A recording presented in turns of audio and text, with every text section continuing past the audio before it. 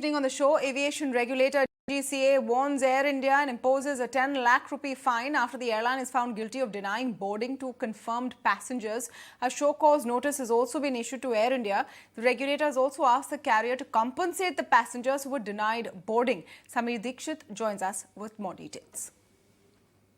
The aviation regulator DGCA has imposed a fine of rupees 10 lakh on Tata Group-led Air India airline. Now this fine has been imposed because in one of the cases a passenger has been denied boarding the aircraft despite having a valid air ticket and also making a check-in at the right time.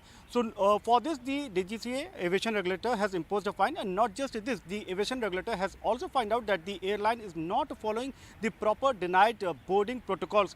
In addition to this, the regulator has asked the airline to put the system in place for the denied boarding and follow the protocols in coming time as well.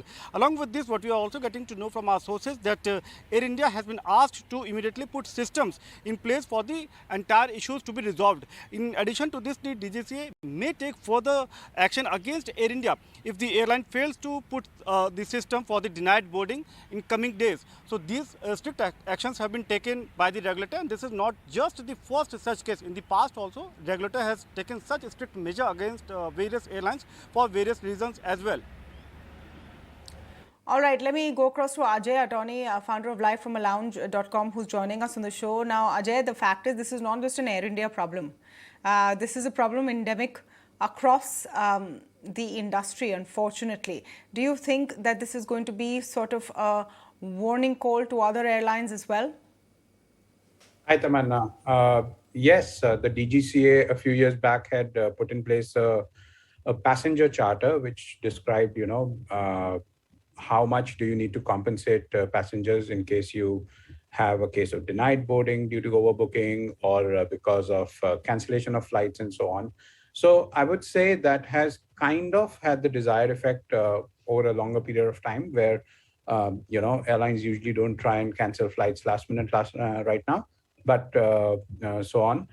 But yes, Air India maybe was not following the protocols here, and hence they've been fined on this regard. So yes, it's a small fine. I don't think it's a big problem for them to pay up this fine, but it is more a symbolism that if customers will not be treated the right way, then obviously they will be, the DGCA will be more harsh on the airlines going forward.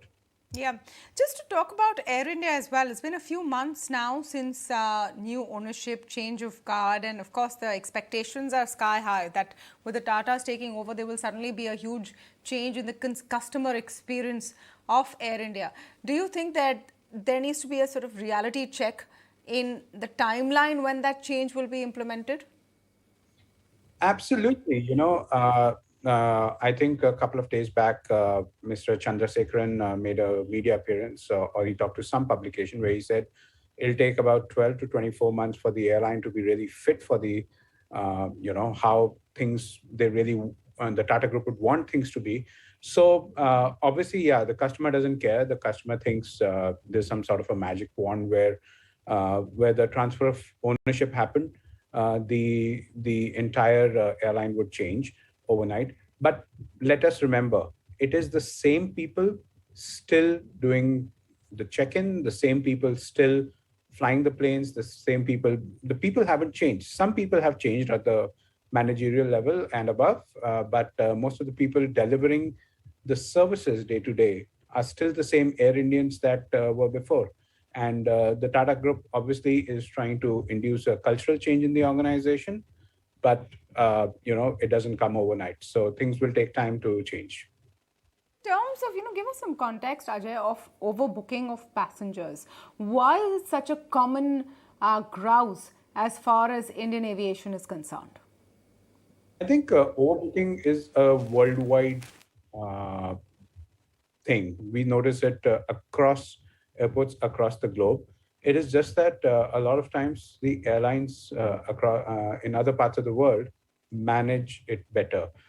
Look, every airline which has operated for a reasonable period of time will usually have data on how many people do that don't expect to turn up. And usually, it could be 5%, 3%, whatever the number is.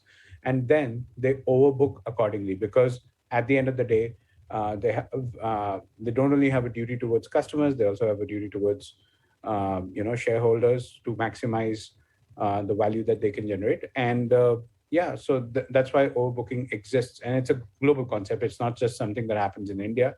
It is just that in India, I think the fail-safe measures when you have to offload passengers are not as good as the rest of the world, and also the customer is not aware of what his or her rights are. Usually, when they're offloaded from a plane, they usually just sit and wait for the next flight, which could be 2 hours later or 10 hours later, and usually not contest the judgment of the airline in this case.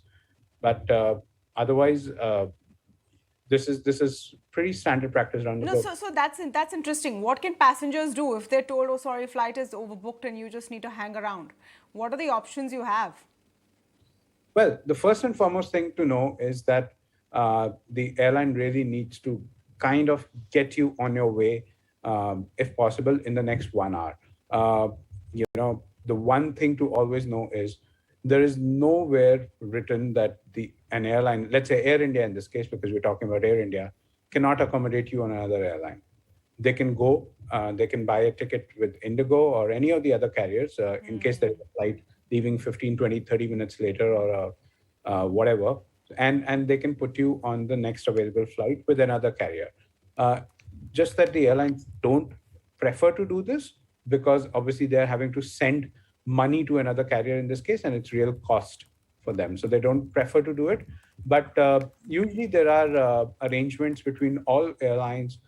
For instance, it made big news, Air India back after privatization signed up these agreements with AirAsia India and with, I think even with Vistara, where in case there was a flight delay or cancellation of Air India, they would pass on their passengers to the other airline. And same thing for Vistara or AirAsia, where if they had a irregular operation, they could pass on their passengers to Air India. So I can understand the reason to keep it inside the group, yes, but obviously the passenger has the full right to, they can check it on their phone. It's all very accessible, and they can actually demand a flight to be booked for them in case they see a seat on a different carrier. It should usually be complied with by the airline. Yeah, that's very important. You don't have to just nod along. You can demand that the airline go across and buy another ticket on any airline that's available within the next 1 hour. Thank you so much, Ajay. Always a pleasure to have you on the show. Pleasure's mine. Thank you.